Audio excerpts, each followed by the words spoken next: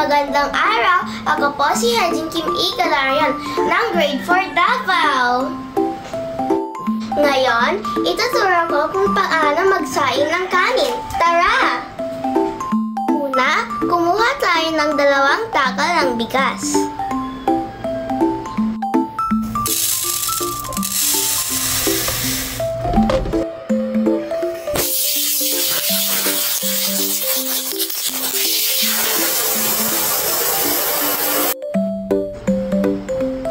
Ngayon, hugasan natin ang bigas.